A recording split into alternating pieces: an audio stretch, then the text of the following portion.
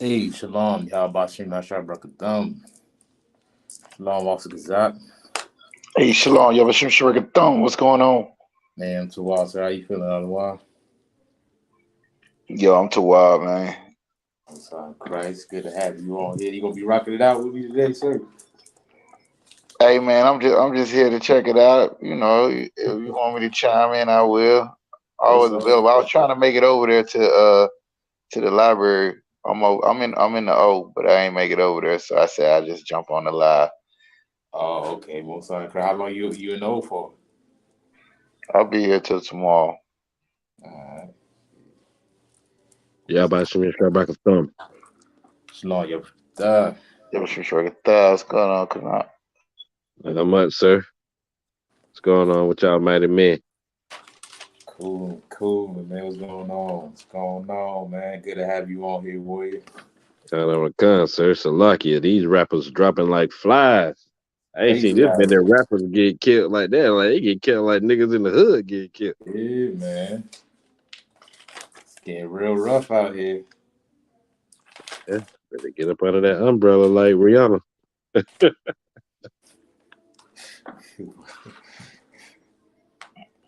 Hey, Thought Shaw, that look like the biggest Bible I ever seen online. I ain't gonna lie to you. Yeah. That joint look that joint look big. Hold on. Let me see if I can adjust this truck.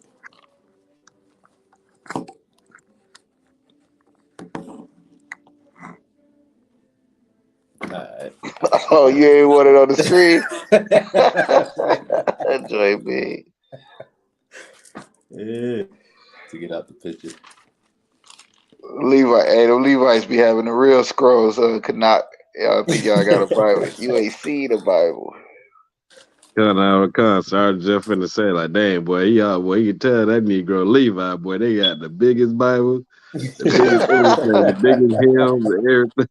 It's like he got that thing Writ- from Moses himself, been passed down to generations. right, written by the fingertips of God.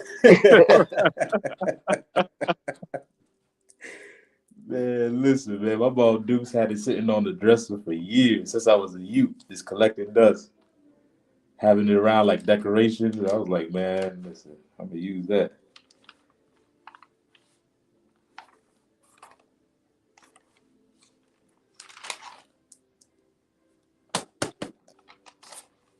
All right. So, what y'all think? We should get it rocking and rolling. About that time. About that time. All right. Shalom Israel, Yahweh Bashem Yahushua Brakathum, Yahweh Shamar Aladan Bashem Yahushua. This priest and officer Dawashah of the Isupk started 1 West 125th Street, Harlem, New York. As y'all know already, every Tuesday we broadcast live out here in Orlando, Florida. Every Tuesday from 6:30 to 8:30, we broadcast live from the Hart Memorial Library that's located in Kissimmee. So if you're in Orlando, Kissimmee, or in the Central Florida area, stop on by. If you get all your questions answered directly, learn from a priest directly. You know what I'm saying? This is what we out here for our people, so they can join the classes. All right. So every Tuesday, 6:30 to 8:30. I got my brothers with me. Got Officer Kazak Tamar, also 5,000 strong palm in the building. You know what I'm saying? Give it up, give it up. You know what I'm saying? Got Trooper Canuck rocking it out as usual. You know what I'm saying? Give it up, give it up. You know what I'm saying? This is how we get down every Tuesday. As usual, if you have any questions, feel free to type them in. You can place them in the chat. I see our brothers and sisters on here on the chat. Most High in Christ. Shalom, shalom, everybody. I salute y'all all. Good to have y'all on. If you have any questions, you can type them in. If not, I'll jump into the topic. You know, I know the brothers be rocking it out the questions every Monday. I think I seen you on there, sir, last night as well. You know what I'm saying? Every Monday scripture breakdown class here in Florida. So I'm sure y'all get all y'all questions answered on Monday. But if you have anything lingering behind, feel free to ask. Other than that, man, gonna jump right into it. All right. So as y'all know, I'm sure y'all heard the news. You know what I'm saying? The brother mentioned it. quite earlier, you know what I'm saying, where the rapper or rapper Takeoff of the Migos. You know, so I was about to get him confused with Offset. But the rapper Takeoff, man, just passed away. You know what I'm saying? A well-known brother from the talent that he has and the music that he produced out here. You know what I'm saying? He's been doing it for a minute, for about 10 years with the Migos. For all of it to come to naught and come to nothing at the end of it all, you know what I'm saying? Died with all his jewelry on, died with his $1,000 clothes on, you know what I'm saying? Died just like a regular nigga. You know what I'm saying? With all that money, that could not stop him from dying like a average nigga in the streets would. You know what I'm saying? Too many of our brothers and our sisters as well is passing by, you know what I'm saying? Of course, due to the oppression that we go through. But if I can speak directly towards the violence that we do towards each other, you know what I'm saying? This is the Brotherhood class, right? So every Tuesday we speak on brotherhood. That's going to be the topic on every Tuesday. We'll go on different scriptures that will always revolve around brotherhood. You know what I'm saying? So the fact that this brother passed away, and many of our brothers who's not even famous, who pass away, you know what I'm saying, who pass away due to a dice game, due to a drug deal, to a drug overdose, to this poverty, to this hell, to gang banging, you know what I'm saying, and killing one another. You know what I'm saying? This is for our nation to understand and to learn from. You know what I'm saying? That each and every one of us is valuable, regardless if you have $1 million in the bank or you just a regular nigga in the projects. You know what I'm saying? Or a regular sister in the hood. You know what I'm saying? The barrios in the reservation. Each and every one of us is valuable unto the Most High, man. You know what I'm saying? We got to start viewing each other as such. We got to start seeing the value in each other, man. You know what I'm saying? With all this going on, these entertainers should at least, you know, say had a little bit of a culture shock or a wake up call from all the controversy that's going on from brothers who's bringing out this information, who's, you know, touching on our identity, touching on the topic of who we are as a people. You know what I'm saying? All this should be a wake up call, man. You know what I'm saying? Don't let it be too late, man. This information is for us to better ourselves. These other nations, they do it, right? What Kanye West said on Drink Chess, he said he's jealous of the Jewish man. You know what I'm saying? Like the scriptures say, I will, you know, I'll provoke you to jealousy. They took our records and they took our laws and our statutes and commandments, and they're thriving on earth with it. Meanwhile, we shoot each other down in the streets. You know why? Because that benefits them as well. Right? The trauma and the pain that we do and express to one another, all of it is a benefit to our oppressors. They thrive off of our murder and violence towards each other. You get what I'm saying? This world was built on hate. It was built on murder. You know what I'm saying? So when you exact the same thing that this world produces, you're falling under their agenda. You're as, you know, one of the world. You're joined unto them, living like they want you to live, doing the things that they want you to do. So that's why we go out here and shoot each other in the streets, sell each other drugs. You know what I'm saying? And once the smoke clears and we kill each other, you know what I'm saying? Your oppressor reaps all the benefits, all the resources, all the gain from your death. This is a war that we in right now. Our greatest opposition, our greatest enemy, our ops, those who's trying to, you know, roll down, spin the block on us, is not one another. It's not a black man that looks like you.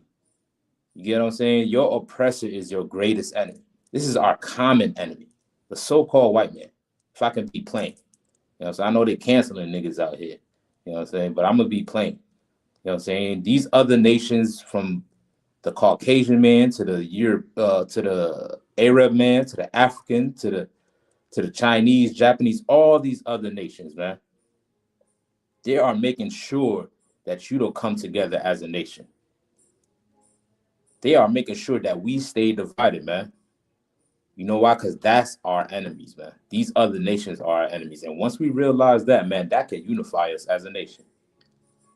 If a Puerto Rican knew that the same person that was oppressing the black man is the same person that's oppressing them, guess what? They'll be able to put their differences aside and be like, you know what? Let's join together. Since we got the common enemy, the same person that's oppressing you is oppressing me, let's join it together so we can find a way to defeat this person, defeat this foe. You know what I'm saying? Learning who our enemy is can unify us as a nation, man. But we have to stop this senseless violence. We have to stop all this murder that go on in Hollywood, on the rap industry, and in the streets. You know what I'm saying? In the hood, in the block, and all of that stuff, man. Because our law prohibit us from hating one another and causing harm towards each other. All right? I see y'all in the chat. You said was take off a Levite because that would be a hell of a way to go. I have no idea if he was a Levite. I know he was a nigga. You know what I'm saying? Of the 12 tribes of Israel. You know what I'm saying? And it's a shame to go out that way. You know what I'm saying? It is a shame to go out that way. You know what I'm saying? For our brothers to be in the condition that if I could speak to the shame of black people, you know what I'm saying? And I'm not gonna, Charleston White y'all out here. I ain't gonna Candace Owens y'all. You know what I'm saying? I understand the root and the cause of the issue. But if I can speak to the shame of our people like the prophets do, you know what I'm saying? We gotta stop hating each other. Because all of it is circled around white supremacy and what our oppressors done up to us, man. We got to stop this violence towards each other, man, and go back to the records, go back to the laws. Because prior to this, right, we 1 million in incarceration, like 1 to 2 million, right? We fill up the prison houses, right? We got all this violence that go within our community, that goes on amongst our community, crack being sold, drugs being sold, pimps and whores, all of that stuff, right? And then they love to bring out the statistics of black on black violence, the crime, or it's so out of control, which it is a issue, right? That we do deal with, a part of the issue that we do deal with. But nobody can bring out the facts and the stats and the numbers prior to integration of black on black crime, of the violence amongst each other, right? What was the incarceration rate prior to integration? Right? If anybody find me those figures, please post that up. All right. What was the rate of black on black crime prior to integration? The thing is, you probably won't even find those numbers, or those numbers will be so low compared to today. You know why? Because we knew how to stick together, because we had an understanding of who the common enemy was. We can view him and see him like, all right, this person is our enemy. The person that's lynching us and that's hanging us, that's causing all this physical harm is our enemy, man. And we had no choice but to stick together. But ever since we joined our oppressor, man, the murder rate has gone up within our communities, man. Drugs, incarceration, single parent households, all of that increased within our communities because we don't want to turn to God. Rather, we turn to our oppressor, man. All right, so we're going to touch on a few scriptures, man, and what the Bible says concerning Blacks, Hispanics, and Native Indians, all right? Let's get Leviticus 19 and 18 real quick, Bible shot. And anytime you want to chime in, sir, you know what I'm saying, feel free to do so. Bible shot.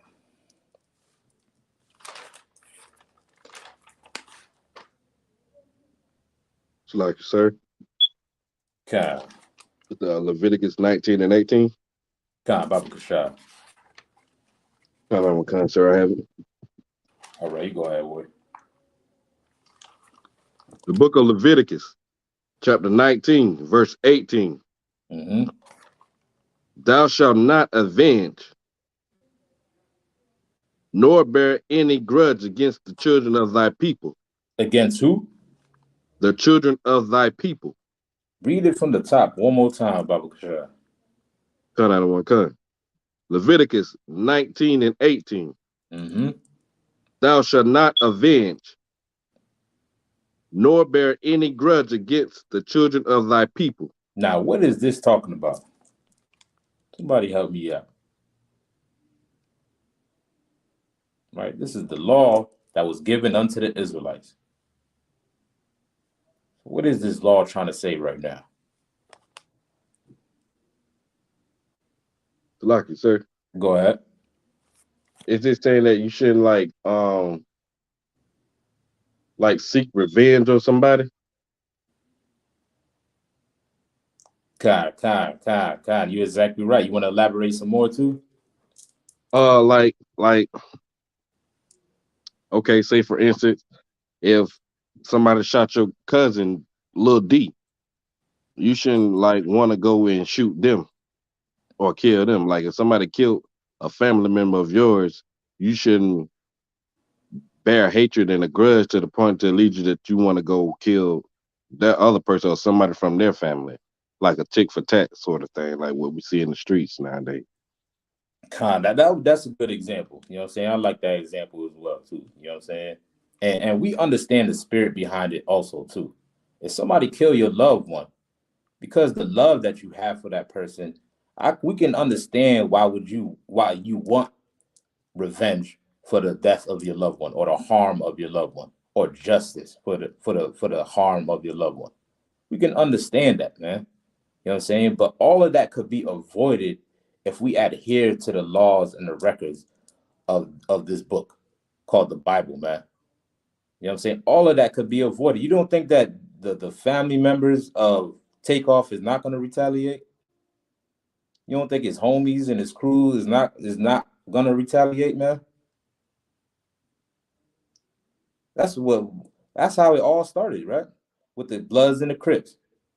One person got killed in one neighborhood, they felt like they had to retaliate, then another one had to kill another one in his neighborhood, and then back and forth, so forth and so on, then till now in 2022. You know what I'm saying? The problem and the issue is still going on. This hood versus that hood, this crew versus this crew. You know what I'm saying? And all of it result to nothing. To us being dead and losing in numbers, losing our soldiers, losing out on the men that's supposed to be raising up this nation, losing out on the sisters that's supposed to be raising up this nation as well. All because we want to resort to emotion or resort to our feelings. Don't want to be looked soft on the YouTube, on the Instagram, or we don't want to, ruin our reputation or whatever it may be. We make sure that we always exact vengeance on each other, man. But yet your oppressor done all type of wickedness against you. Done everything you can think of. Fed your babies to alligators, hung you on trees. You know it was a crime at one time to laugh in front of white people. Now imagine that. Imagine living around that time. You hear something funny in a joke, you can't even laugh around it. They had to create a barrel around in certain zones in certain areas. So when you find something funny, you have to stick your head in that barrel and laugh in that barrel. This is what your oppressor done unto you, man. But yet we don't realize that. A nigga step on your shoe, whew, it's time to go up on them, man. You know what I'm Hey, saying? Salagi. Go ahead, sir. My bad. Now, if I could, can you get the brother? Can you read what you just read before? Canuck, that precept. I don't know if you was going there with it, but that was shot. Was you gonna tie in what Christ said? That was the exact same. Kado Khan, go to him and him alone. Nah, not that one. Not that one. What Go was ahead and that? read it again, Canuck. The precept that Oshab just had you pull. What Leviticus Cut out, 19? Yeah. Okay. cut out of one con, sir. Leviticus chapter 18, I'm Salaki. Leviticus chapter 19, verse 18. Thou shalt not avenge nor bear any grudge against the children of thy people, but thou shalt love thy neighbor as thyself. I am See, the Lord. like look, Thought every time people hear when they talk about Christ, give me Matthew 5:38 real quick. I don't know if that's in your precepts that you Mm-hmm. bringing out, but they always misconstrue. They always get this thing wrong about what Christ was talking about in this scripture, but it goes back to this same law. He said, "Not do not avenge your people." Right? Is that what it said? Cannot do not avenge what? What it say? It's like it, sir. It says, "Thou shalt not avenge nor bear any grudge against thy people, against the children Right. of thy people." The children of that people. That's specific. That ain't talking about the children of other people. You know what I'm saying? And then when they hear this, they don't understand that Christ was really just talking about this same law, not avenging the children of your people. You got the other one I called for, Matthew 5:38. Turn that on con, sir. What it say? The book of Matthew, chapter 5, verse 38. Ye have heard that it have been said, an eye for an eye, and a tooth for a tooth. That's the revenge right there, right? They took my eye out. I'm gonna take his eye. He knock out my teeth. I'm gonna knock out his teeth. He take out my family. I'm gonna take out his family. What Christ say? Turn out on con. But I say unto you that ye resist not evil, but whosoever shall smite thee on the right cheek, turn to him the other also. Now, when they break this down, they saying this for everybody. Like what Thou Shah was just bringing out. They think you talking about, an actual oppressor or somebody like that. He's really talking about the children of your people, just like it say in the law. That when he's talking about turning that other cheek, he's saying y'all ain't resisting evil by responding to them the same way and doing the same thing they did to you. You just perpetuating the evil. When it gonna stop? You kill my people, I kill your people. You take my eye and I take out your eye. But to be able to turn that other cheek and say, you know what, they got me on that one, but the Lord gonna deal with them. This is my family. These are my people. And nobody is looking at it like that, Thou. They're not looking at it as we the same people, and somebody got to be able to stop it at some point. So, Salagi, I just wanted to chime in and say that, like, 'cause when you bringing that law out, that law goes right back to what Christ was talking about. He wasn't talking about everybody. He wasn't talking about your oppressor. He was talking about the children of your people, just like that law said. Kind of God. Damn right, sir. Damn right. You know what I'm saying? That's exactly what it's talking about, right? You can jump me back to Leviticus 19 and 18. Turn out on con, sir. Leviticus chapter 19, verse 18. Mm-hmm. Thou shalt not avenge nor bear any grudge against the children of thy people. Right. You know what I'm saying? Like Oscar just brought up. You know what I'm saying? This is where Christ is referring to. Right? At that time of Christ, there was no New Testament that existed. Everything Christ taught from was from the quote unquote Old Testament.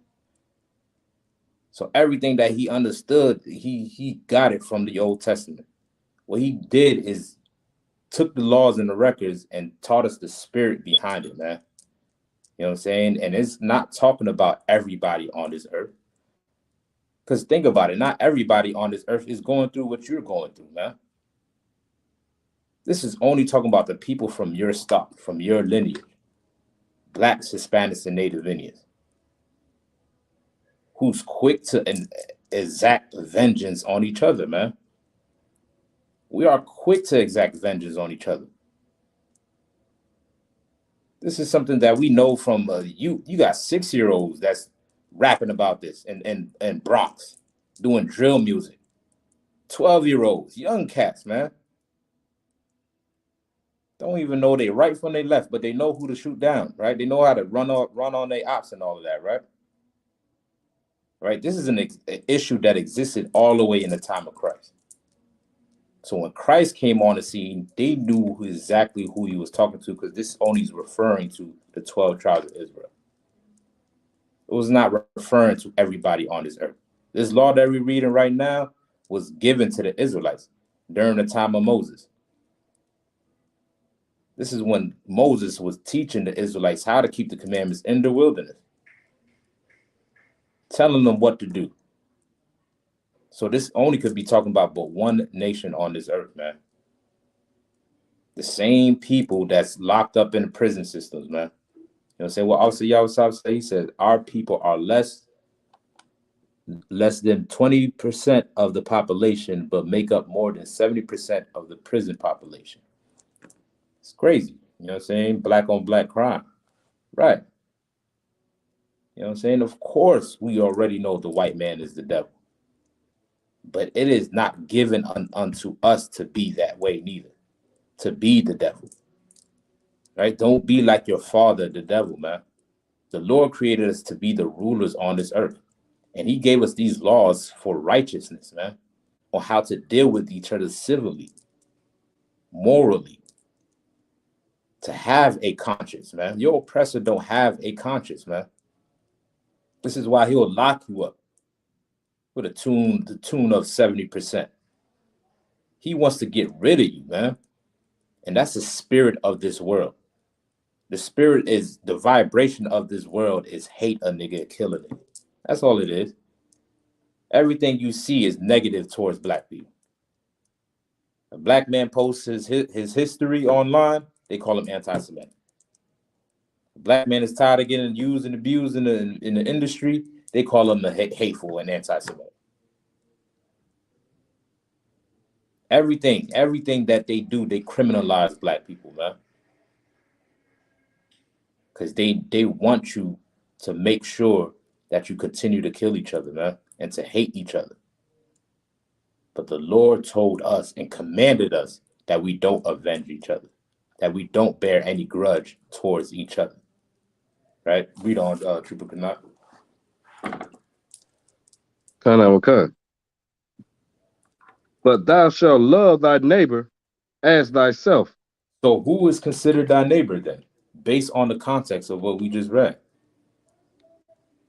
Salakia, sir. Go ahead. The children of thy people. Damn right. You know what I'm saying? The children of thy people, man. That's who your neighbor is. Right? Your neighbor is not talking about Joe Schmo that live next door to you. Your neighbor is your nation, the people of your nation and of your lineage and of your race. Right? This is only talking about so-called blacks, Hispanics, and Native Indians, man. He commanded us that we love one another as thyself. This is a commandment. Now, what does that mean? What does love look like? All right? There's a lot of people who use that word, but know very little of it. What does it mean to love thy neighbor as thyself? What is that talking about? Salakia. Go ahead. It means to do unto them as you would want done unto you. God. Through your actions, right? Right. God. Now you right. You know what I'm saying? It's through your actions. By what you do to them. Guess what? That's the same thing you would want done unto you. Right? Common sense will tell you that. Nobody wants to be hurt and used and abused and harmed. Well, why are you doing it to somebody else? You pack a gat and make sure nobody out there that's trying to kill you. Why are you out there killing other people then? You don't want nobody selling your mama drugs. Why are you out there selling drugs then? This is what the Lord told us not to do. There is no love in us killing each other and selling each other drugs. This is pointless. It's useless, man. Love is displayed through your actions. Right? And love is not something that actually comes into fruition until it's tested, man. If you really love somebody, when problems come about and conflict come about, that doesn't mean that you should just be emotional and try to find a way to harm this person. If you really love them, you will try to find a solution and mend your differences. If that's what love is really about, right? You say you love, you use the word so often, but it ain't truly displayed until it's tested, man. But guess what? We live in this ghetto, in the barrios and reservation, and I know you feel like any little thing is testing you out there. I understand. It's hell out here. I understand it, man. But we got to really realize what Christ is really about, man, and be sincere in fixing our people and understand what love is, man, and how to become brand new, man. That's the only way we're going to fix this condition. We done came here as a nation. Guess what? The only way we're going to get out of this captivity is as a nation. Christ is not looking for individuals. He's not looking for who's the most righteous individual, man. He wants us collectively as a nation. And you shooting his nation down is only destroying what Christ is trying to accomplish. You selling drugs to his nation is only destroying what Christ is trying to accomplish, man. Because each and every one of these brothers is worth something, man. Any more on that, Trooper Canuck? Sir, it says, I am the Lord. That's the end of it. Okay, kind of the water, boy. I see the brother posted 1 John 4 and 11. Let's grab that real quick. 1 John 4 and 11.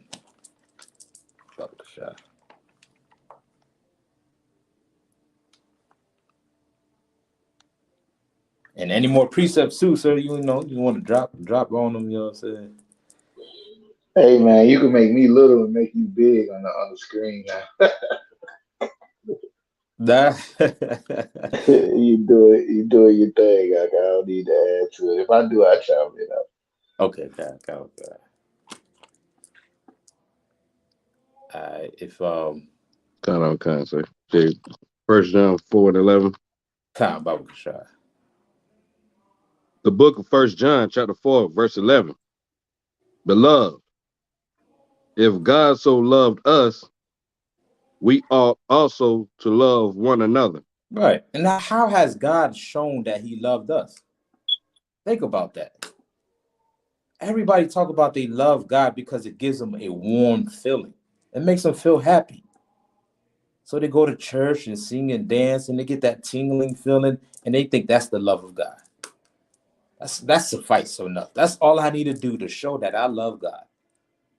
Well, if you want to show that you love God, well, how has God loved us then? You first have to understand that. And how has he loved us? Can somebody answer that for me? What did God do in showing that he loved us?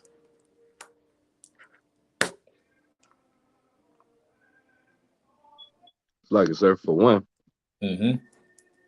Like it, sir, for one, he took us out of Egypt. We was being oppressed. God, he definitely did that. And even after that, I don't mean to cut you off. I was just going to mention, took us out of Egypt, and guess what we did? Worship calves, wanted to go back to Egypt, rebelled against Moses. So what else he did to show us love after that? Salaki, sir, he gave us his son, Yahushua, our king. That's a good answer. I like that answer, right? And what was the purpose of giving us Yahushua? To bring us back into his love and into the fold. To give us a second chance. Damn right, brother. You know what I'm saying? To give us a second chance, which comes with forgiveness. Right? The Most High forgave us for all the bull crap that we did, man. In Egypt, in the wilderness, from the generations after that. All throughout the scriptures, you can read about all the time we rebelled against the Most High. And each time he forgave us and gave us a second chance. Hey, Salagi. Go ahead, sir. Hey, no, I'm just sitting over here and I'm trying to stay muted, man. Get down, sir. Hey, look, I'm trying to like at camp when the brother bring it out, it's so heavy, bro. But if you go to Ephesians chapter 2, verse 4, real quick, that's what it was. I'm sitting over here with my answer. You was like, how did the Lord show us that he loved us? I was thinking like with his mercy. You know what I'm saying? By having mercy on us, like even when we turned our back against him, he still yet loved us. It's a whole chapter in the scriptures. I don't know, I can't remember which prophet it is, but it just keep going down and it'd be like, they did this against me, they did this, but his hand is still stretched out. But his hand is yet stretched out still. You know what I'm saying? Like it just keeps saying it over and over again. All the things we did against the Most High, his hand was still stretched out. So I don't know if one of y'all got it, but Ephesians 2 and 4 it kind of wrap that up about what you just brought out, if you don't mind. Kind. I'll rap. Like you say. You got it, Trooper Canuck? Kind of okay, sir. All right, get that way. The book of Ephesians, chapter 2, verse 4. But God, who is rich in mercy, Mm. for his great love wherewith he loved us, even when we were dead in sin, hath quickened us together with Christ. By grace ye are saved. Yeah, And so I hath, just wanted to, that's go ahead. oh, Salaki, sir, this is verse 6, if you want me to read it, Salaki. Yeah, go ahead. Kind of, sir. Verse 6. And hath raised up, Salaki, it hath raised us up together and made us sit together in heavenly places in Christ Yahushua, that in ages to come we might show the exceeding riches of his grace in his kindness toward us through Christ Yahushua. That's what it is, man. I was just saying, like, Right. look, all right, we don't deserve no kingdom. We don't deserve to be in rulership. We don't deserve all of that the way what we did to the Most High.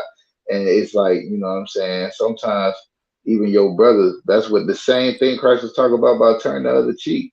Like the Most High punished us for it, and then he turned the other cheek and gave us another chance to see if we was gonna do it better this time. You know what I'm saying? So just Most High in Christ for his mercy, man. That's the way he showed he loved us, by giving us the example of how to do it right, and giving us an opportunity to follow that example and still get all the things he promised us, even when we broke and went against what he said. So it's a lot. Damn right, sir. Damn right. You know what I'm saying? That's a perfect precept, man. You know how many times the Lord forgave us, man? This is what he did to show his love to his chosen people, which are so-called blacks, Hispanics, and Native Indians. And he commanded us in 1 John 4:11, the same way he showed us that same love, guess what? We are to show that love towards one another.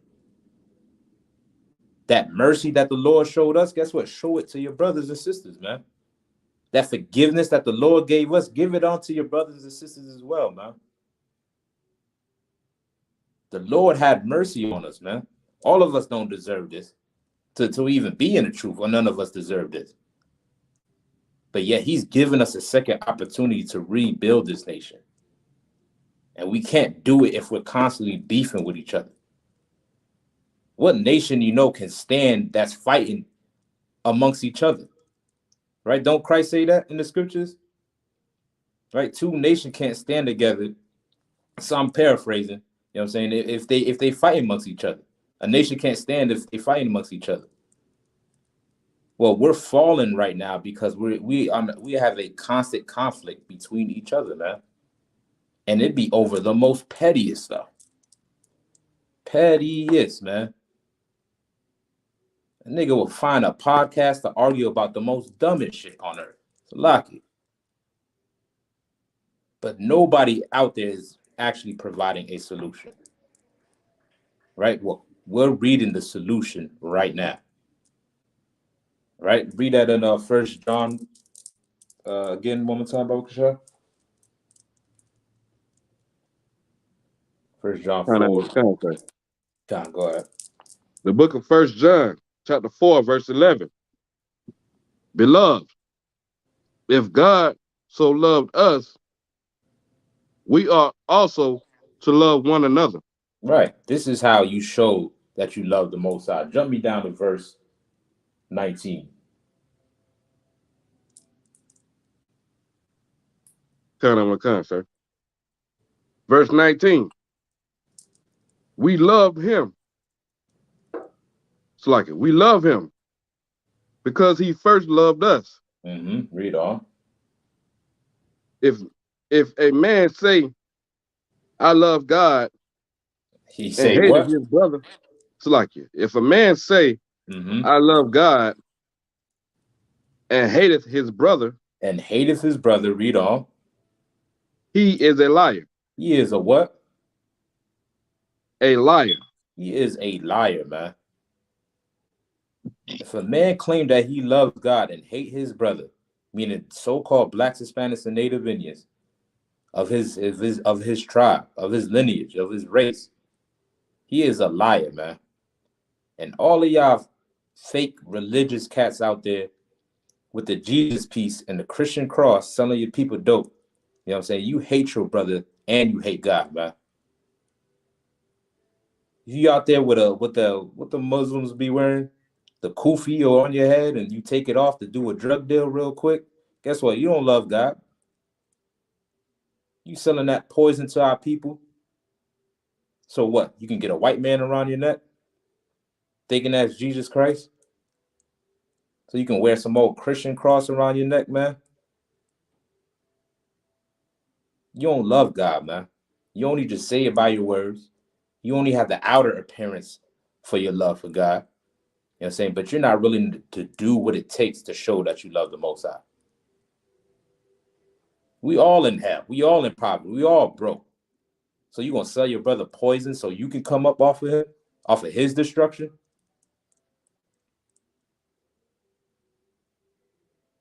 That's the thing that's destroying us as a people, man. We got to see the value in each other, man. We got to learn to see the value in each other. Because if you claim to love the Most High, and you a servant of the Most High, and you say hallelujah all day and every day, and you go to church on Sunday so he can forgive you for all the sins that you've been doing all week.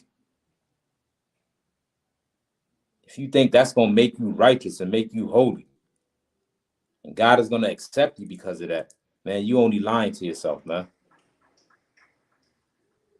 What you need to do is become brand new. Start all over. Learn how to be a brother. Come in here and then do what it takes to actually be a brother or a sister, man. Not just in word. Right? Read on.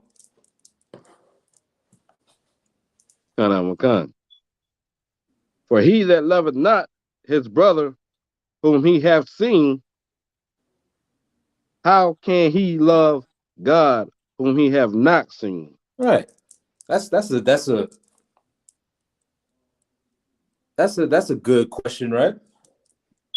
Right? That's a valid question. You claim that you love God, but you ain't never seen him in your life.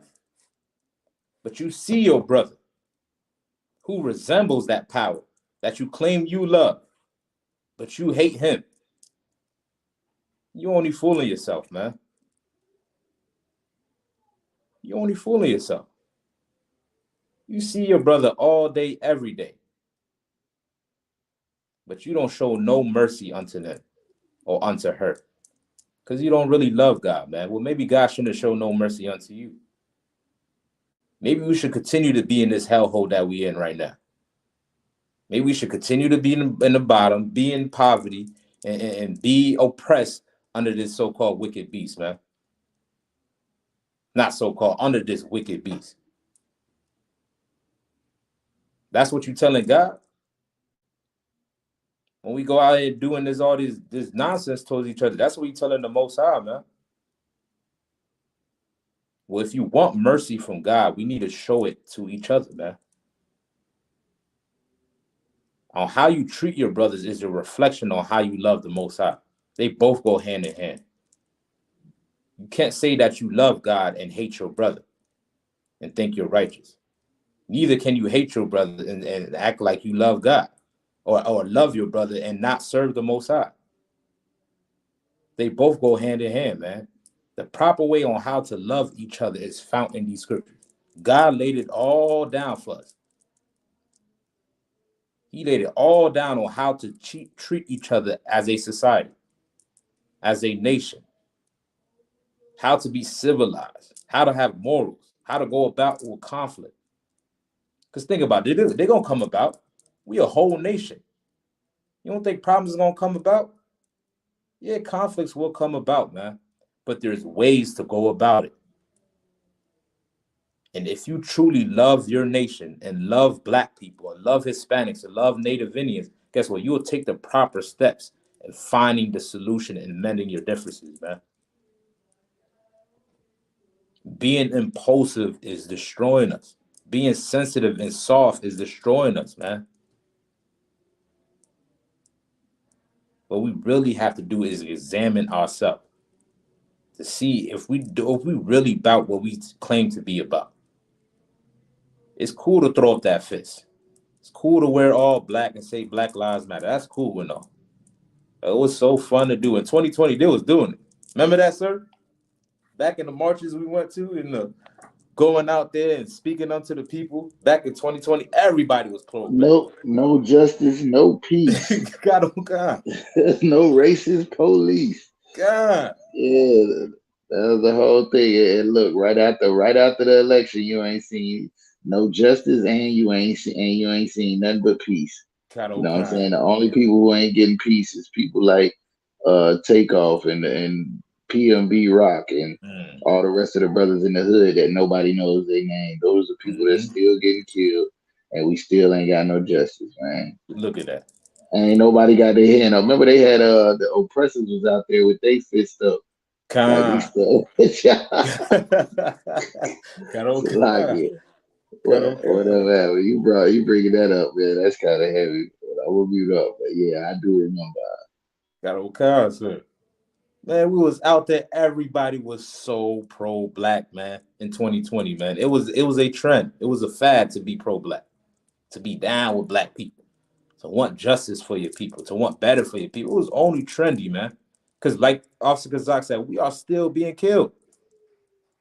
The issue has not been resolved. Why aren't you still standing up, man? Why aren't you still speaking against the wickedness that goes on within our communities, man? Because it's still happening. Because you know why? Because you don't really love black people. It's all a game. It sounds nice to you. It looks fun and it sounds nice, but you don't really love black people, man. You have to be in it for the long haul. And the only way to save niggas is to love niggas, man. That's the only way. If you don't love black people, there's no possible way you're going to save them. Don't be the KKK out here, man. If you're going to love black people, make sure you do it with your actions, right? So let's drop that. Or any more on that? That was it on that, right? So let's drop That was it. Okay, kind. Let me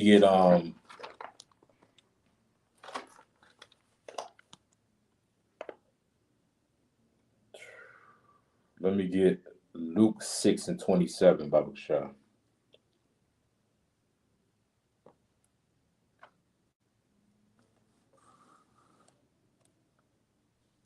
Okay. You got to work. The book of Luke, chapter 6, verse 27. But I say unto you, which hear, love your enemies. To do what? Love your enemies. Nah, like we brought up in the scriptures before. Every time Christ spoke, he was speaking directly to a certain demographic. He was not talking about everybody on earth. This is no different from the time when he said to love thy neighbor as thyself. Because he's referring all of this from the Old Testament, where it's mentioned the children of thy seed, the people of thy nation. So this is only referring to the 12 tribes of Israel. And what Christ is telling us that we got to learn how to have love for one another, man, as a nation. All 12 tribes, man. Because even, with tribes, you know what I'm saying? We've been beefing with each other too.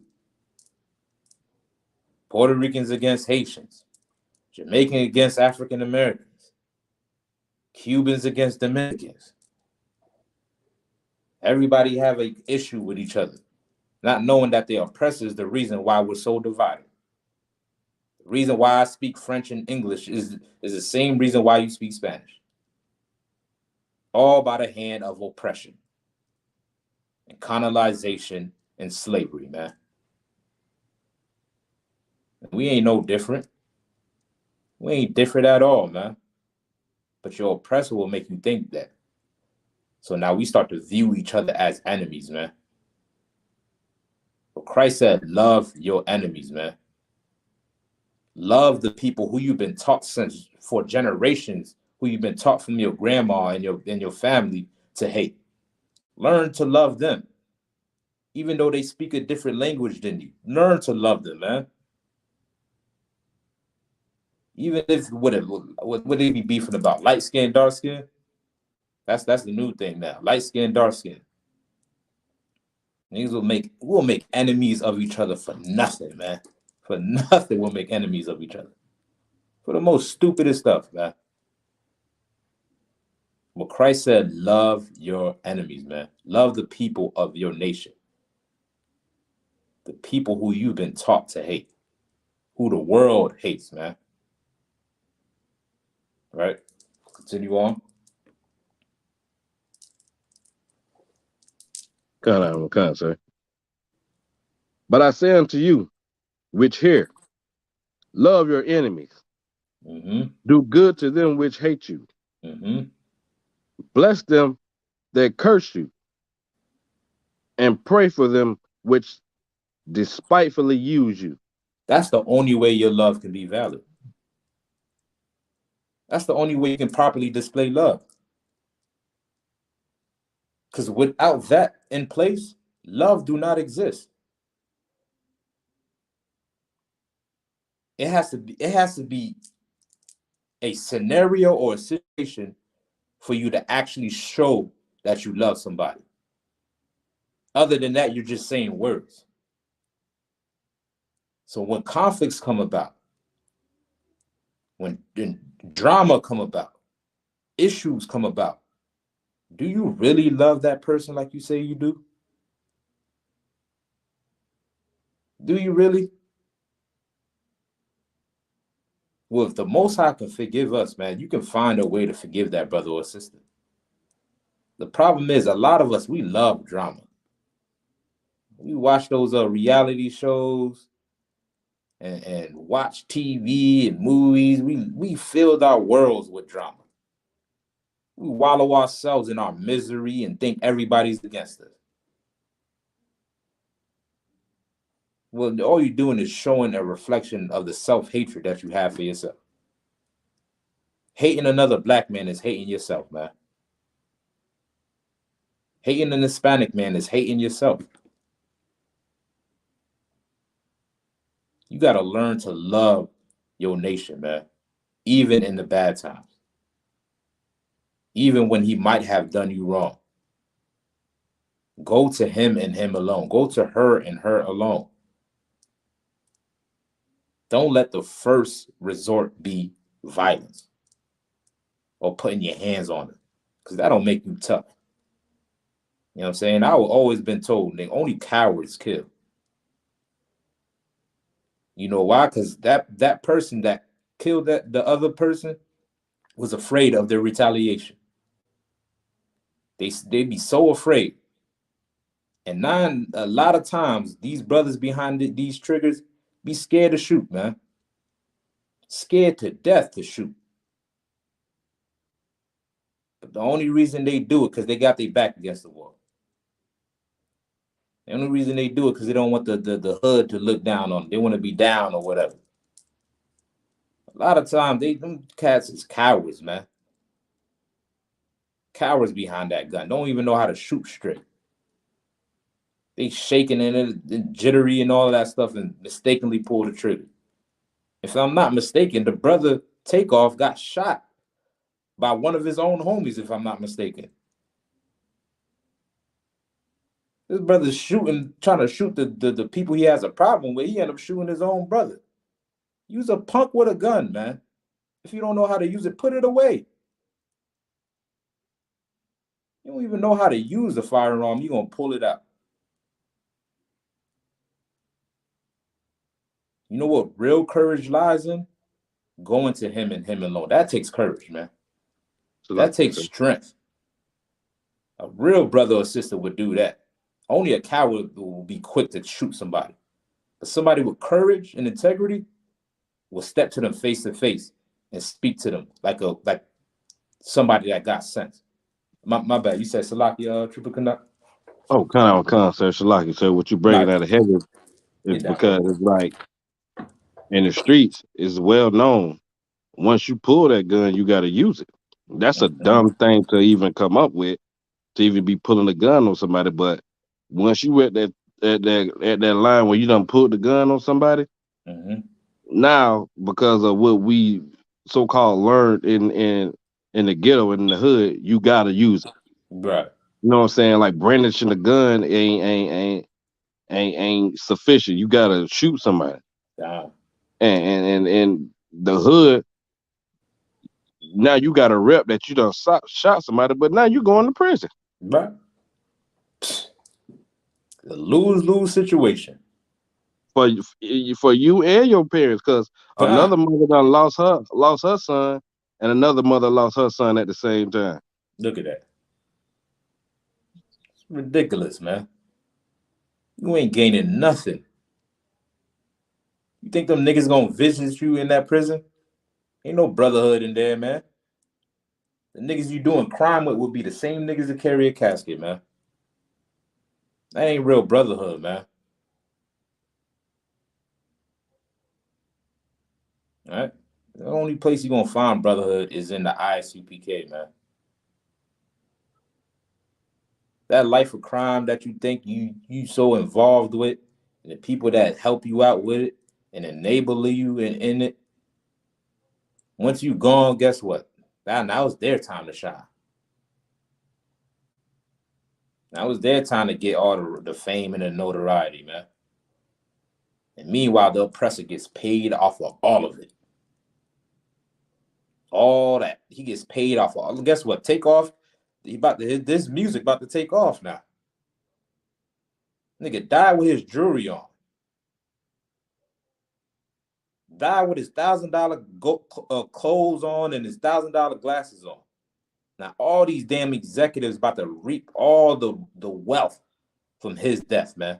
Why his pain if his parents got to go through the trauma and pain? You know what I'm saying? These execs about to take all that money and they gonna use that money to better their community, man. To better their nation. Why he just sit back and watch us kill each other? He collects all the ducats, man. That same corner you killing a nigga over, guess what? You don't own that corner. Jewish man come over, wipe all of y'all out, renovate the whole thing and kick all of y'all out. And what y'all gonna do? Y'all gonna ride on him? Y'all gonna spin the block on him? I haven't heard a nigga do nothing yet. And listen, I ain't advocating violence, but what I'm saying is we have mistaken identity on who our enemies are, man. We have a greater enemy than each other. Right? Let's drop that. What was that? Leviticus? Luke. Kind of concert. If you finish it out real quick, yeah. Like I said, we finished it out. We finished it out with verse 28. All right. Let's jump to Matthew 6. I seen also in the shop put Matthew 6 and 12. Let's jump to that real quick. Also any precepts that you want to bring out too, you know what I'm saying? Feel free to do so. Kind of concert.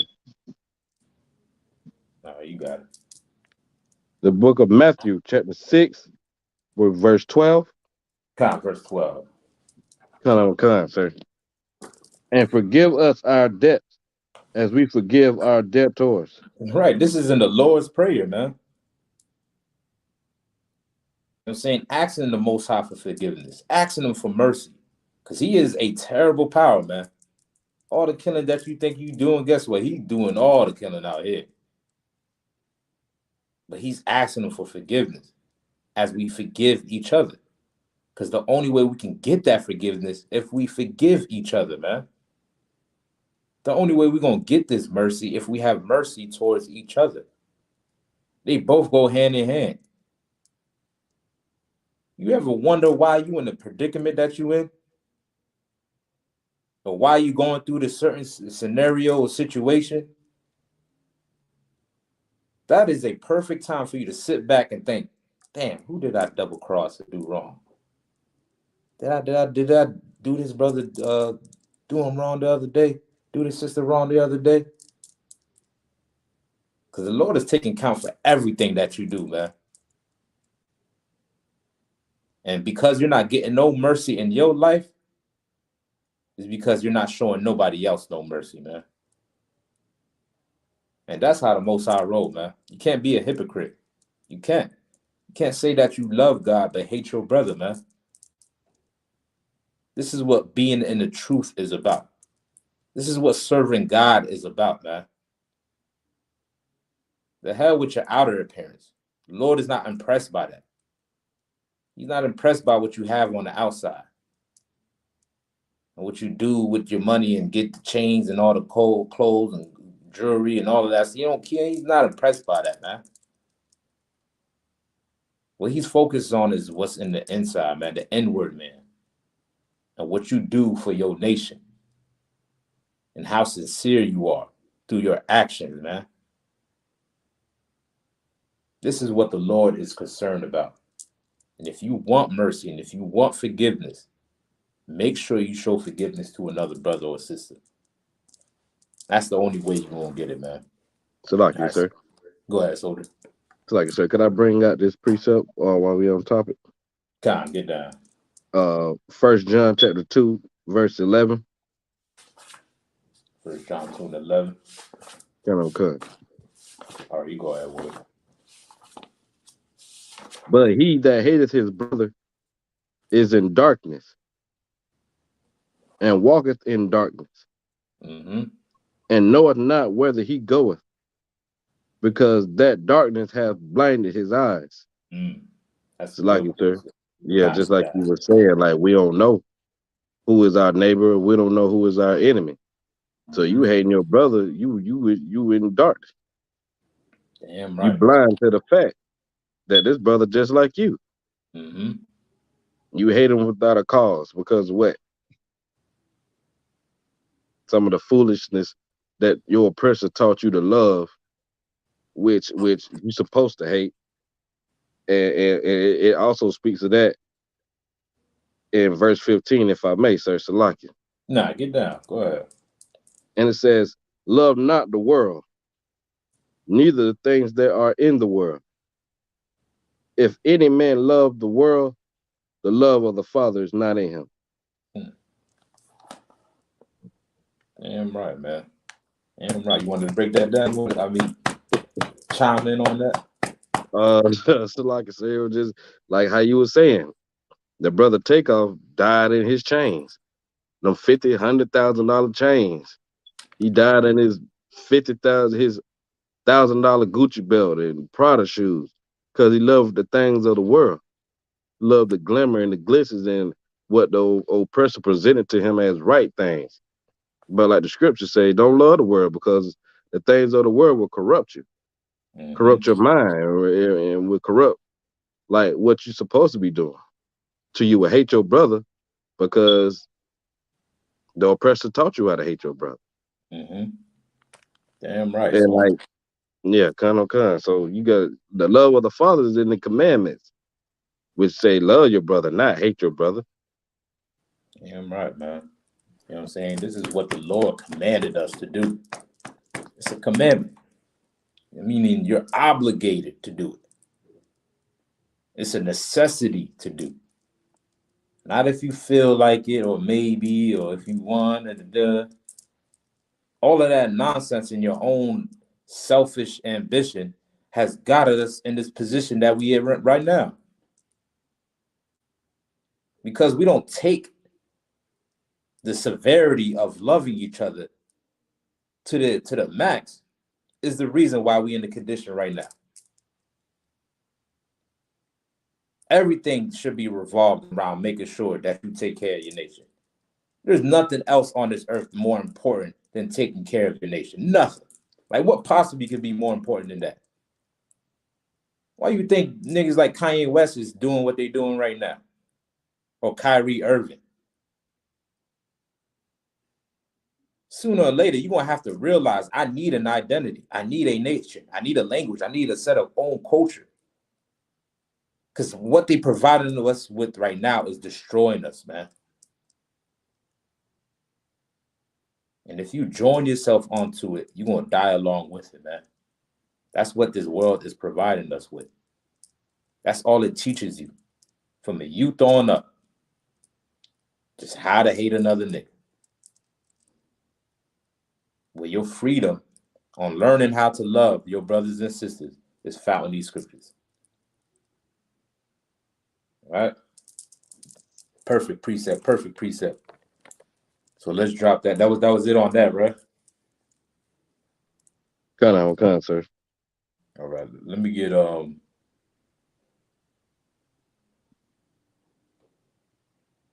I've already pulled Matthew 5. All right. So let me get Proverbs 18 and 24.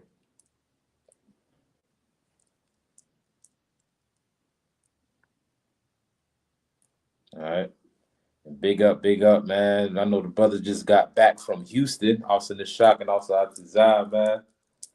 Big up to the Houston cookout and all the cookouts that they had so far throughout the year. I done missed out on all them joints. But I know it was jumping in there. I know it was slamming. Nothing but brotherhood and sisterhood, man. You gonna say something, Canuck? Oh, Slacker, sir. I finna say, yeah, that Houston joint be live, man. I got my first boot camp in the club in Houston. I was a young man, you know what I'm saying? And them brothers rolled deep out there in Houston. I call that my second home. So like it. Damn right, man. Damn right, man. The ISUPK is where you're gonna find brotherhood and sisterhood, man. Well, black people actually loving each other. Hispanics and Native Indians actually loving each other. That's what the kingdom of heaven is gonna be like. You want a little piece of heaven on earth, you're only gonna find it in the ISUPK. All right, so let's get that Proverbs 18, 24. Come on, sir. The book of Proverbs, chapter 18, verse 24. A man that hath friends must show himself friendly. A man that has friends must do what? Shew himself friendly. Must show himself friendly. Now, what does that mean? What is that talking about? Salaki, sir. Go ahead. The man that has friends must show himself. I guess. Well, I'm gonna take a stab at it. I think it's like a man that has friends must show some kind of brotherly love. You know what I'm saying? Must have some kind of brotherly love within himself to have friends, because a friend,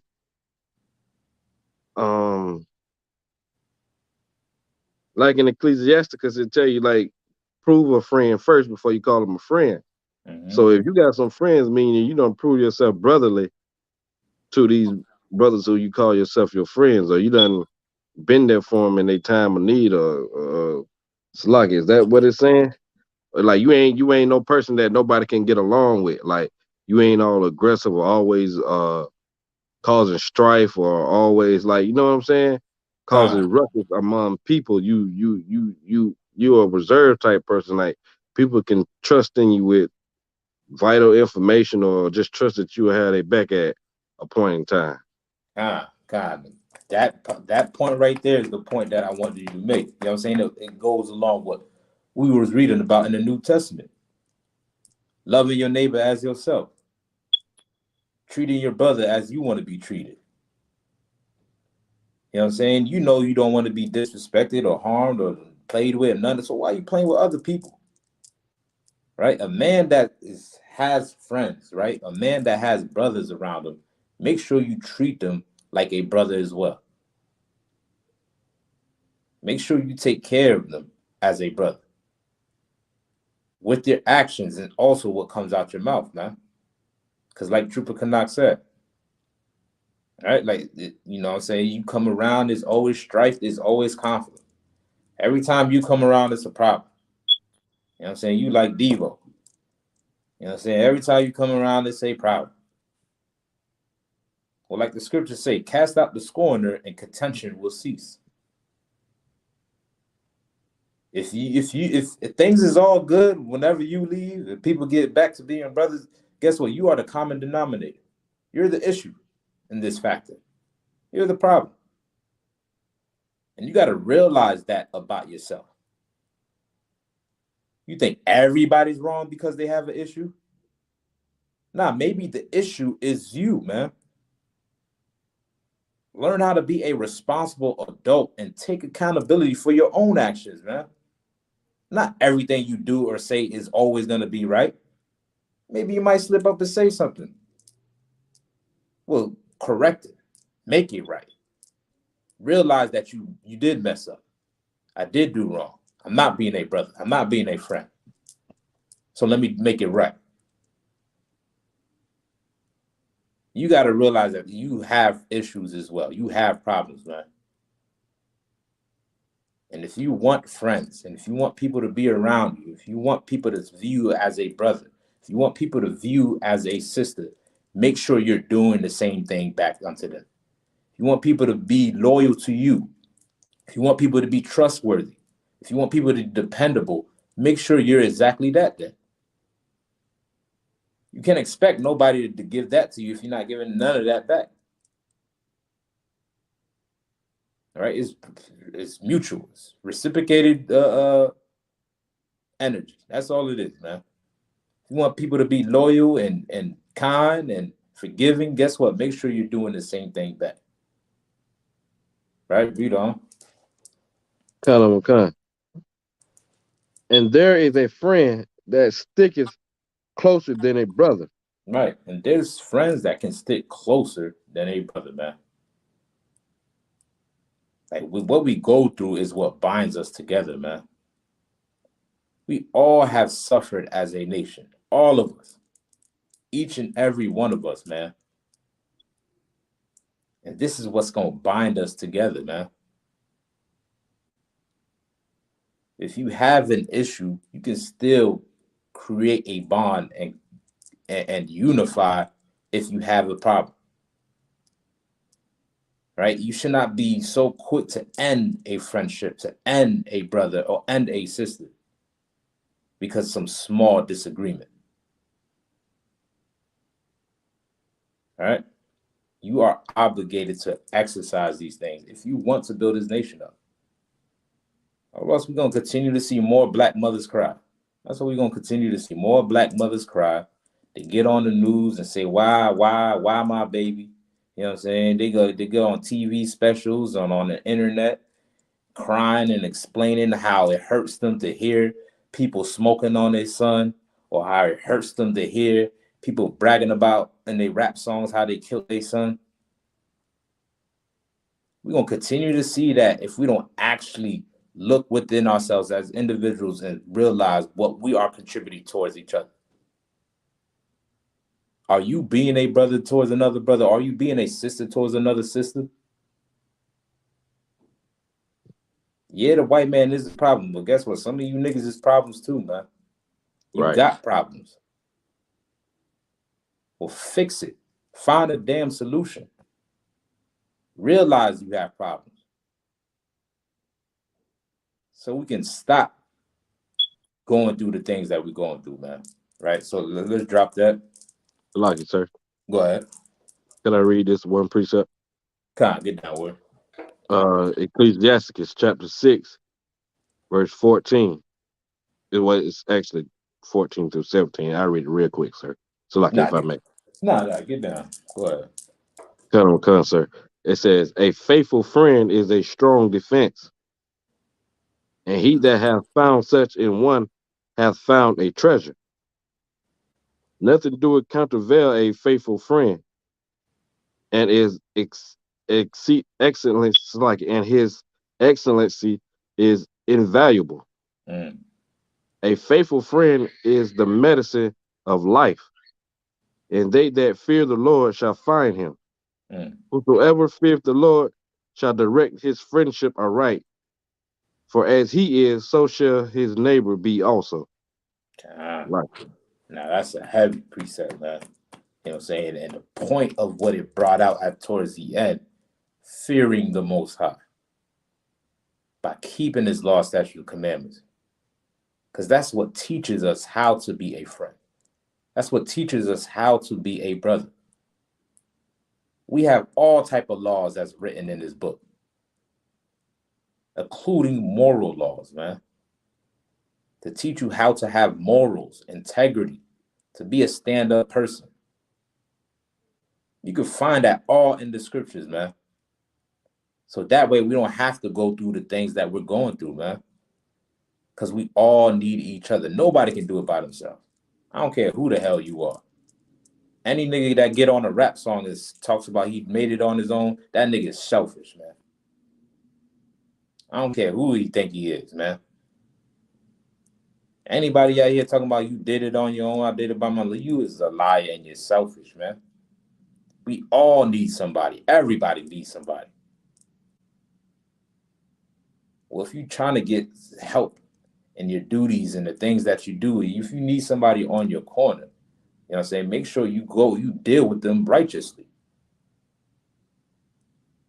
You know how to deal with them. Or else you're going to push that person away, man. You're going to push that person away and we're going to become further divided. And we're going to continue to be destroyed. We got to unify as a nation, man. That's a heavy scripture. So there was any more on that? Triple Knut? La, sir. All right. So you can drop that. Let me get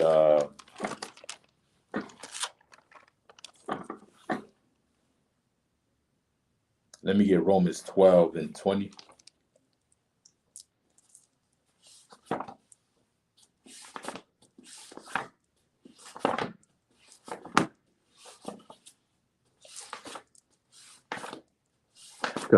Sir. You said Romans 12 and 20? Kind of a shot.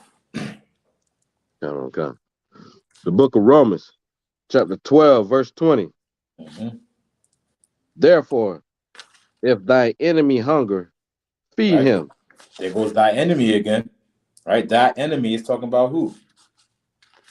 Talking about thy brother. Right. People of your own nation.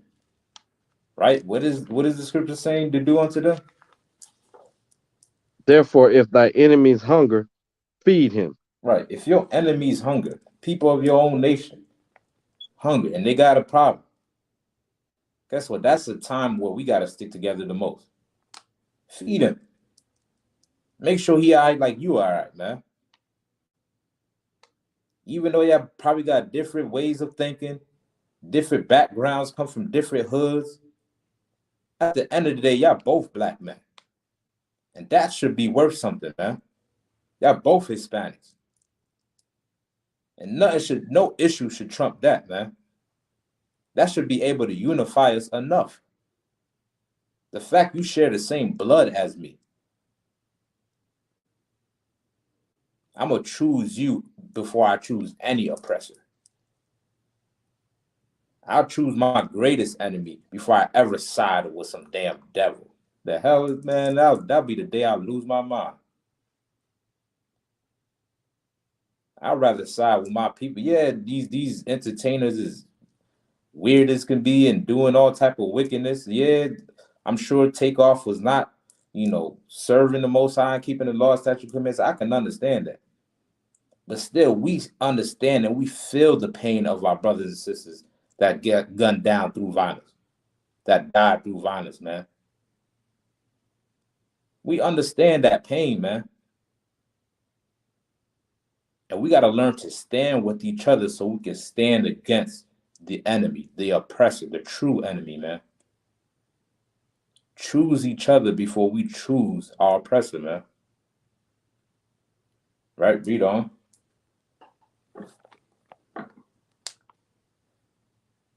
Sir. Therefore, if thy enemy hunger, feed him. If he thirst, give him drink.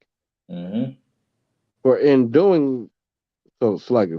so doing, thou shalt heap coals of fire on his head. Right. At the end of the day, the Lord got the final say so, man.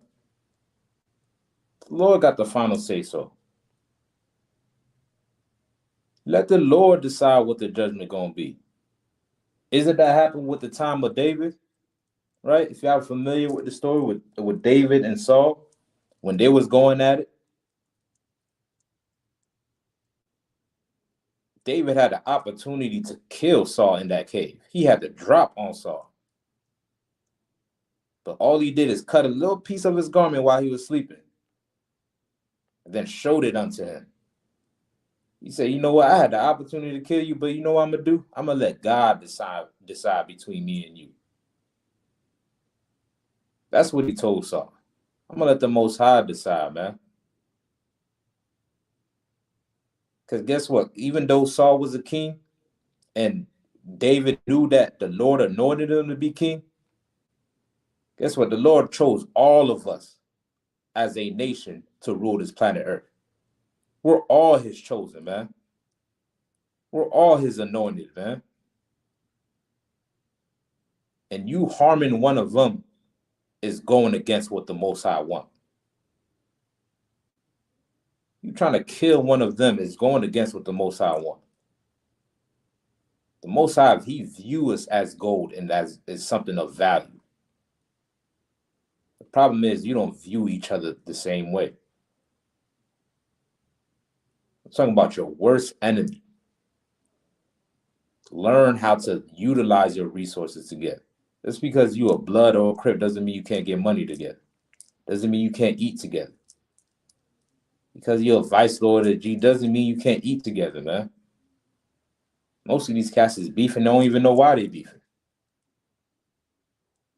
Over some beef that started in the 1970s that continued on to 2022, and now you got beef with this set, and you don't even know why you got beef with that set. Don't even know why. It first started out with just two guys in the 70s that had a problem with each other. Then it grew to two neighborhoods. Now a whole crew, this crew with that crew. And don't even know where it started at. Young boys joining themselves onto it and don't even know where it started at, man. Don't even know why you should be throwing that set down or talking against that hood. Don't even know why. Well, it'd be more better if we unify with each other, man. Don't you think that would be more better? If I took my resources that I have and you have your resources and we combine them together, don't you think that would be more beneficial for what we got going on? For the times that we in? This is what that scripture is saying, man. We have to have mercy for each other.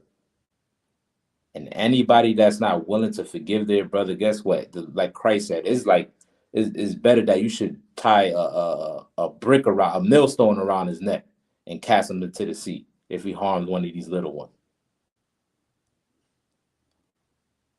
Anybody that's not with it, guess what? The Lord will move him out the way. So if we're gonna be black, we gotta stand on this, on liberating our people to the fullest, man. You was gonna say something, Trooper Canuck? No, sir, Salaki, sir. I was gonna say, it said in the scripture that it should be like hot coals on his head. That's like the reward in itself, and it's also like the judgment in itself to your enemies, because like if you do good to somebody that like you want to say you and somebody have a problem, and you end up needing something, and you will be the one how running that you be the one that shows up, a person that he has a problem with, and you do good to him. That'll make him look at himself like, damn, man, that brother pretty good brother, man. I shouldn't be having no quarrel with him, having no beef with him. And that'll be the Lord judgment on that. God. Damn right, man. You know what I'm saying? Because you kept your hands clean. You kept your hands clean. You did the right thing in this matter. And you don't think the Lord sees that? You're so caught up in your egocentric mind that you think you have to retaliate or you have to say something. As if the Lord is not going to make things right and give you retribution. You say you believe in God, right? You don't think he'll settle this for you? It's not always up to what you want to do, man. Be a brother, and you might win that brother over. You might win that sister over. And then come to find out, y'all end up being the best of, best of friends in life. You're going to realize, oh, man, this is a good person I got on my side. But if you're being impulsive and reacting with emotion, you will never find that out, man. Right? Let me get Ecclesiasticus 22 and 21, Baba Shah.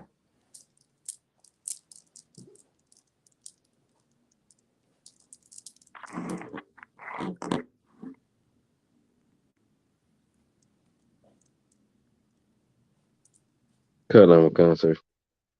All right, you got that word. The book of Ecclesiasticus, chapter 22, verse 21. Though thou drewest, drewest? Though Druid. thou drewest Mm-hmm. a sword at thy friend, yet despair not, Mm-hmm. for there may be a returning to favor. Right. What is that talking about? What's that talking about? You mentioned it earlier in the class too. Or in anybody want to chat, want to give it a shot as well. You know what it means to drew a sword, right? To pull it from the sleeve. Right. Kind. Like back in the days when they say draw. You know what Yeah, I'm saying? They pull out their firearm. You know kind what of, I'm kind. saying? God. So yep, that's exactly. So what does this scripture talk about when it said, even though you drew a sword?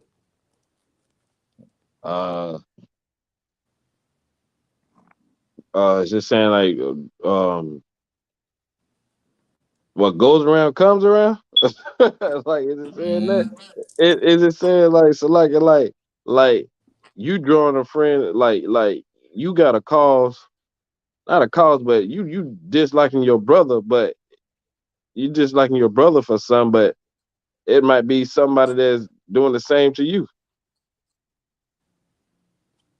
okay. I mean that's a good shot, good shot. But not quite, not quite. Hmm. All right.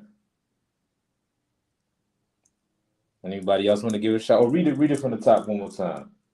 Kind of. Though thou drewest a sword at thy friend. Right? Think about two friends, right? Or two brothers, two sisters. They got an issue with each other. They got a problem with each other. Somehow, in the midst of this issue, somebody pulls out a weapon, a brandish a weapon, right? They pull out a weapon.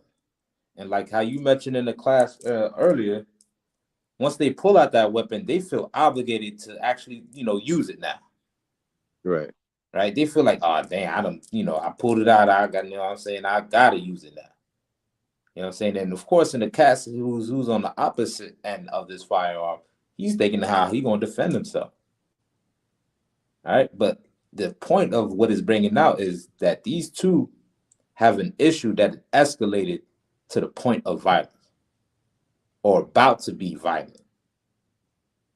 All right, and this is something that goes on in the hood often, man, and within our community. Things will escalate so high, you know what I'm saying? And it'll be to the point where what is about to go down. Even at that point, right? Read on. Kind. Though thou drewest a sword at thy friend, it's like, Mm-hmm. yet despair not. Despair not, right? Meaning, don't automatically think that this is your enemy and I should hate this person forever, right? Read on. Kind. For there may be a returning to favor. There may be what? A returning to favor. Guess what? You still may be able to reconcile your differences, man. No matter how bad the argument got, no matter how big of the issue end up being, the Bible is teaching us that we still should control ourselves and control our emotions. Just because you draw that sword doesn't mean this is the end all be all to your friendship. right? You shouldn't even want to take it like we mentioned. Don't even pull it out if you're not going to use it. If you know you don't want to take it there, find out how to reconcile your situation, man. De-escalate. And you can do it regardless the level of conflict that you under. If this is a brother just like you, learn how to de-escalate. If this is Hispanic, Nate, we learned that in the ISUPK. We learned that by going to camp. De-escalation is pivotal in going to camp. We make sure that we harness these skills. Because everybody want to harm us out there, including our own people. Yeah, they be the main ones. Damn right. They be the main ones. You know what I'm saying? The oppressor will walk by, he be like, you know what, this nigga got a point. You know what I'm saying? But as soon as our people walk by, they be like, hold up. Is that Jesus on the floor? You got Jesus on the floor like that? They be ready to knock you out. So you preaching hate, sir. Salaki. God. They tell you preaching hate. Well, who are you to tell me what I got doing? That's the one thing a nigga don't like. A nigga telling them about their behalf. Tell me not, cause that's the number one thing niggas don't like. A nigga telling them about themselves. They don't like that. But yet in the ISUPK, our first go-to is not violence. It's not to knock this nigga offside of the head. That's not our first. Now, of course, we will protect ourselves if we need to. You know what I'm saying? We are not nonviolent. Don't get that confused. We will protect ourselves if it's needed. But yeah, our first resort to any conflict that we encounter at camp is not to be violent with a brother or a sister, man. Because we understand the importance of saving that brother or sister. And even though it might get a little friction at camp, guess what? You can still win that brother over through brotherhood. You can still win that sister over. You can still be reconciled through your differences, man. Don't let high tension be the deciding factor. Control your emotion and be disciplined. Right? Read on. Come, sir.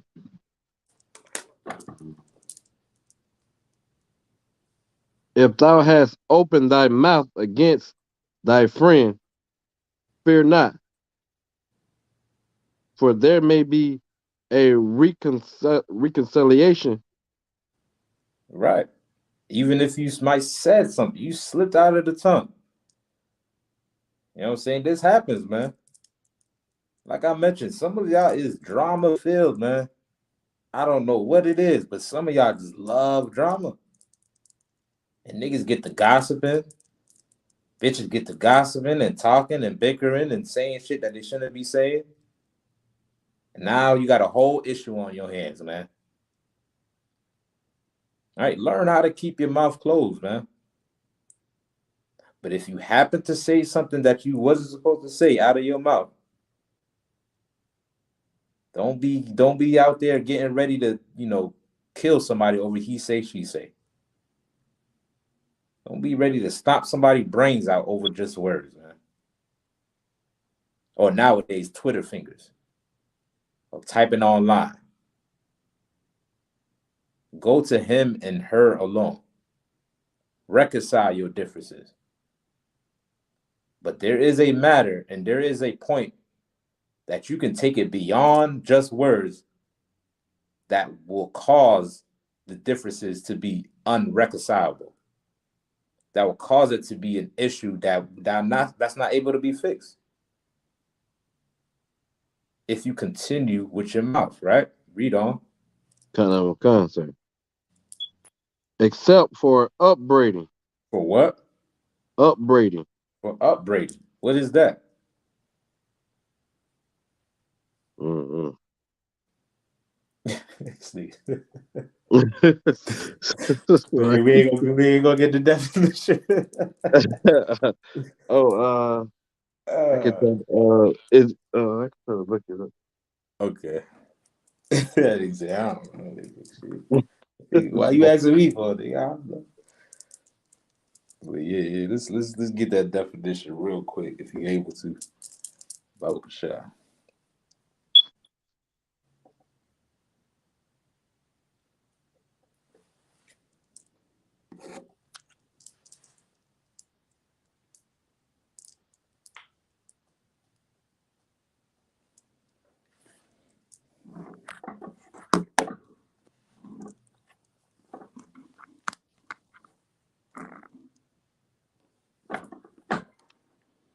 But if you can't find it, it's a while for time's sake. I'll continue on, right? Cause I'm gonna try to find it, see if I can find it on my phone without getting out of the class. So it's like, Oh, okay, yeah. Oh, okay, kind. Nah, no sweat, no sweat. The definition, y'all can look it up, but it says to scold vehemently, right? That's what it means to upbraid, right? To find fault, right? The water off's in the shop. Find fault, to scold them, right? This is what it means to upbraid. Well, you always find issue and always play victim, right? You find the issue in what they doing, but never consider yourself being the issue. That's what that can cause two friends to hate each other. That can cause it for it to not to be reconciled. If you're upbraiding or always trying to find fault in what the next man or sister is doing, right? Read on. kind of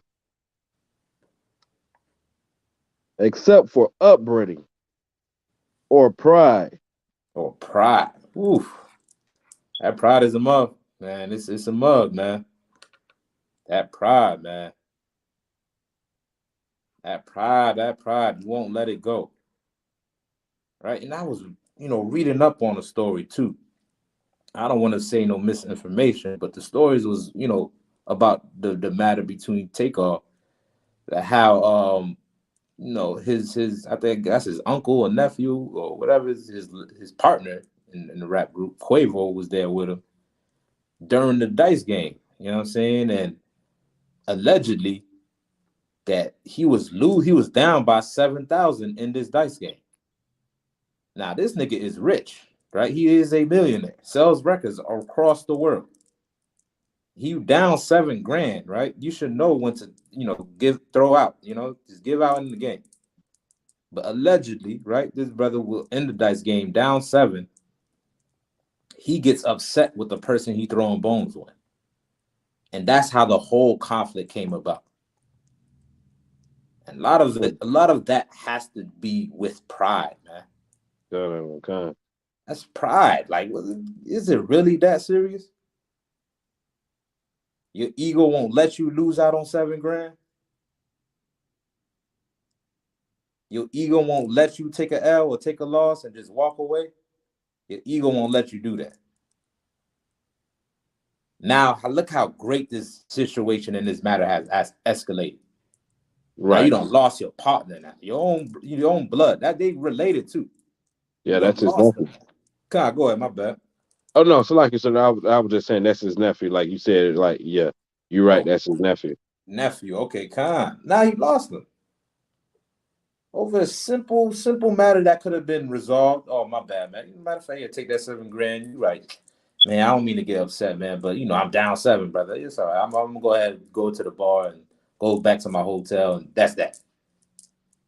But that pride will tell you to do something different. Oh, you gonna let them niggas take that money from you? Ain't all these bitches around, they looking at you losing, man. Can't be looking, come on now. You a superstar. And That ain't and nah, go ahead, my bad.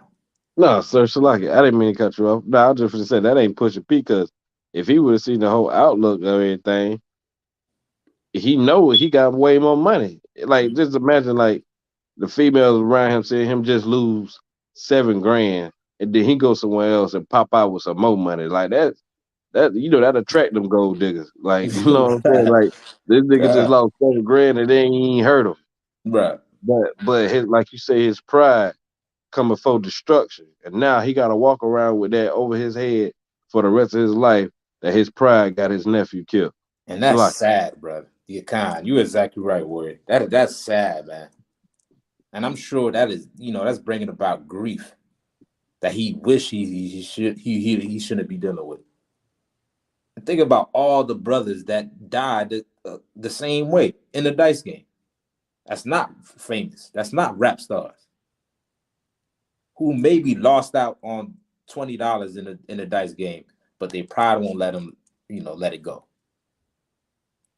They lose out on $100. Nah, man, this nigga trying me. You feel like he trying me. You know what I'm saying? Stuff like that happens amongst even the small in our community, man. Small issues, we allow our egos to get involved too much. You is messed up as that person that you have a problem with. Y'all both fucked. Y'all both ain't shit. right. All right. Everybody want to think they that nigga. You all both ain't shit, man. So if we both understand that we got an issue, how about we realize how to come together and resolve our issues, man? Learn how to actually deal with each other so we can stop seeing this, man. Like, this is affecting families. You understand what I'm saying?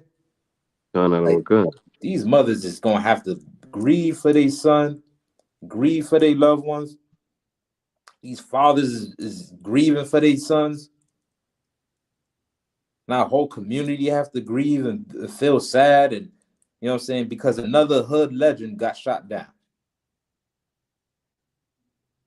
And all the small town heroes always getting killed and getting shot down. You know why? Right. Because we don't have no brotherhood, man. You know what I'm saying? Like, I was in the shock, put a heavy scripture. Pride cometh before destruction. Right. That is heavy, right? You Right. know what I'm saying? Like, that's pride coming before destruction, man. Your pride will cause you to be destroyed, man. And Salaki, sir. Go ahead. Not only that, they cut ties with Offset. Mm. Now it was the three of them. They cut off Offset. Well, Quavo really cut him off. I heard it was about over a woman, Mm. There you and go. they cut him off. Now your nephew dead. Now you all alone. Look at that. Well, you could reconcile with your brother or Mm-hmm. reconcile with your next of kin about a issue Right. that neither one of y'all probably don't even care about the sister. Don't even, you know what I'm saying? Don't even like it like that if that was the case. But you decide, all right, well, we ain't gonna mess with him. It's just we gonna do our own thing. Being prideful, there go that pride again. Mm-hmm. Now your prideful self done got your nephew or loved one killed, and you can't see the error of your ways. Now you by yourself. Damn. Damn right, man. You know what I'm saying? And think about how often that goes on in the hood. Think about that. Half of the niggas in jail is behind some bro or behind some money. Right. Niggas is killing and shooting over the smallest things out here, man. But all that can be prevented if we come back to the law, statutes, and commandments of the Most High. Kind out of one kind. All of that can be prevented. You don't see the Jewish man doing that. You don't see that. You go in their communities, they move as one. Right. They move as a unit, man. You know how they doing that? They doing it with your laws and with your records, man. They learn how to take that and add value to their life. And when the Lord said, man, I'm going to provoke you with jealousy, oh, man, he's doing it. Right? They ain't waking up and worrying about, their favorite artists and their favorite heroes getting shot down off of some random stuff. You know what I'm saying? Their heroes die of old age. Now, they are the devil. They definitely commit crime against each other. But I'm speaking directly or specifically towards the crime that we do to each other as Blacks, Hispanics, and Native Indians. Right. You know what I'm saying? This is something that we have to fix amongst ourselves, man. Because we cannot be like them, man. Right? Brotherhood, sisterhood literally save your life. Damn right, sis. That's what the truth is all about. All right. All right, you can drop that. Let me get Ephesians 4:26. And we'll end it with this.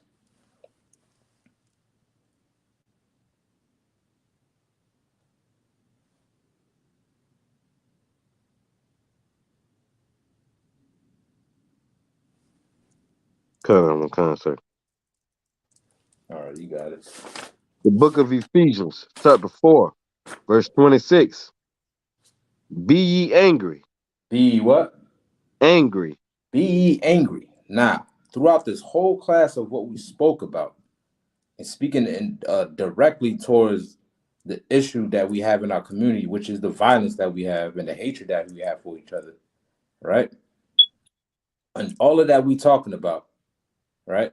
In no way am I saying that Black man has to become more, in a way, effeminate or lose out on their aggression, right? Anger is a natural feeling or a natural emotion. It's natural. It comes with human nature, right? The lack of discipline and unable to properly express it is when you become carnal or emotional, right? We all have emotions, but the fact we don't know how to display them or properly express them or know when to express them is the issue. That's the problem. I'm not saying to get rid of your anger, but apply discipline to your anger. If you was disciplined enough with all the aggression you got, you would know where to point that aggression at or how to properly use it. That's a soldier that can be used to build up this nation, man. These young cats that's getting shot down in these streets, man, they can be used to build up this nation. They got all that energy. All of that could be used to help in reaching our goal as a nation. But it's misplaced aggression, man. It's misplaced anger because they don't have the discipline with it. So be ye angry, right? Read on. And sin not. And do what? Sin not. Now, with your aggression, that is no excuse for you to go out here and commit violent crime against your brothers and sisters, man. Because you have that energy and you have that aggression, that's still not an excuse to sin against the Most High. Like I said, it is a natural emotion to have, but you need to learn how to use it in the right way. How else you think heroes are born? It's through aggression, right? This is what promotes heroism. It's through aggression, meaning you're mad enough to be provoked to do something about whatever the issue is. Think about it. If the churchgoers was angry enough at Dylan Roof going inside that church, maybe they would have been able to save more lives in that church. But the Christian church teach you that it's wrong to have aggression. It's wrong to be angry. So that's why they wasn't able to be the heroes of that day, because they wasn't angry enough of what Dylan Roof was doing. And aggression is needed as a young man. It's very much needed. But what's important with having that aggression is having discipline, not being emotional, controlling your anger. Right? Read on. Let not the sun go down upon thy wrath. Right. Don't let stuff linger in your mind. Don't settle on the issue and have it weigh out on your heart and build up and build up. So much so that the littlest thing that this person do, they breathe too hard, you ready to knock them out and punch them in their face. That's because you done built up so much animosity towards this person. They can sneeze too hard. Right? If you're angry about something, right? And like Christ said, you have a cause. It's not without cause. You have a cause, right? You should go to him and him alone. You should go to her and her alone. Speak out your differences. Now, what does it mean to go to her or her alone or him and him alone? Now, what does that mean? Let's break that down a little bit, right? Let's say you have an issue with a person. That doesn't mean to go up to them and be like, nigga, I'm gonna knock you out because I ain't like da, da, da, da, da. That's not going to him and him alone. That's not what that means. That's not going to them with just y'all by yourselves and be like, all right, I'm gonna catch you next time. That's not going to him and him alone. All right, if you're angry, learn how to calm yourself down, cool down, cool your head off, and then speak properly to this person, so you can get your thoughts clearly out. You're not just being emotional and yelling and screaming. I'm tired of that. I don't like how you did that. You can be more concise and clear when you're calm. All right, calm yourself down, then speak to this person and get the issue resolved. But if you're gonna let it linger and let it trickle because you love the drama, you love the commotion, it's gonna cause you to sin against the Most High, and you're gonna do something wicked against that brother or sister. And guess what? The Lord is gonna do something wicked to you. Right? And a matter of fact, righteous because of your wickedness. Right? That's for better words, right? Right? Any more on that? So that on that script. All right. Most High in Christ, he said Christ had anger and aggression. Damn right, Austin Shot. Christ had all the aggression. You know what I'm saying? Why you think he was flipping tables for? And whipping people out the temple? You know what I'm saying? Aggression is needed. But he was disciplined enough to know when to display it and when not to display it. That's why he was on that cross. With all that aggression, you don't think he was able to kill Pontius Pilate and not go on that cross? Nah, that would have been undisciplined of him.